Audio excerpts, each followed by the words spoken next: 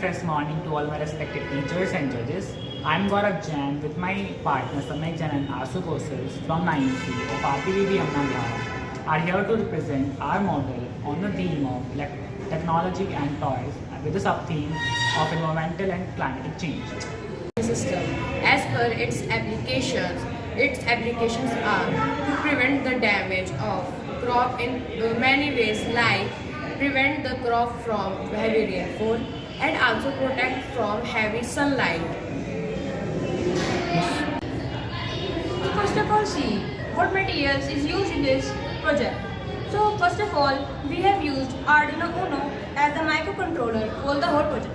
And also, we have used an LCD on which the user will show the readings coming from the sensors like soil moisture sensors, temperature and humidity sensor. And also, it has some other components too, which are a relay, a motor pump, and a servo motor, and whole material used in this project. And now let's see the principles of these sensors on which they are giving us the values. So let's see the scientific principle involved in this project. Let's come across with the working principle of DHT11. The DHT11 sensor consists of a capacitive humidity sensing element and a thermistor for sensing temperature. The humidity sensing capacitor has two electrodes with the moisture holding substrate as a dielectric. Change in capacitance value occurs with a change in humidity levels. For measuring temperature, this sensor uses negative temperature coefficient thermistor, which causes a decrease in its resistance value with increase in temperature. Let's come across with the working principle of soil moisture. A resistive soil moisture sensor works by using the relationship between the electrical resistance and water content to gauge the moisture. So now let's see the working of the physical model of our project. Now first see the code and then we will see the working of the physical model.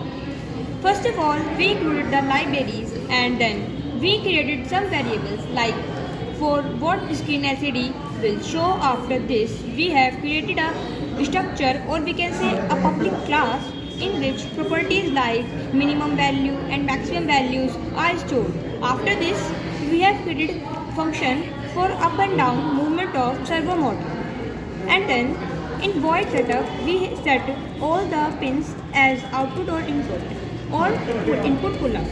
After this, in void loop, we have created a main screen shown on LCD in which normal reading and motor status are shown coming from the sensor, and other screens which comes when we change minimum or maximum value with the help of touch buttons given in the system, and also set buttons working according to the screen shown on LCD. So this is our whole code. And now let's see the physical working of the model. So this is our Arduino and this is our LCD, and you can see it is showing reading of a temperature and humidity as 18 degrees Celsius and 68% respectively, coming from this DHT11 sensor, and similarly it is showing the reading of soil moisture as this coming from this soil moisture sensor. And now and these are the buttons given for changing the minimum and maximum values to the user. This is our up button, or we can say increasing button, and this is our down, or we can say decrease button. This is our OK, select, done, and it is our change. And it is our servo motor which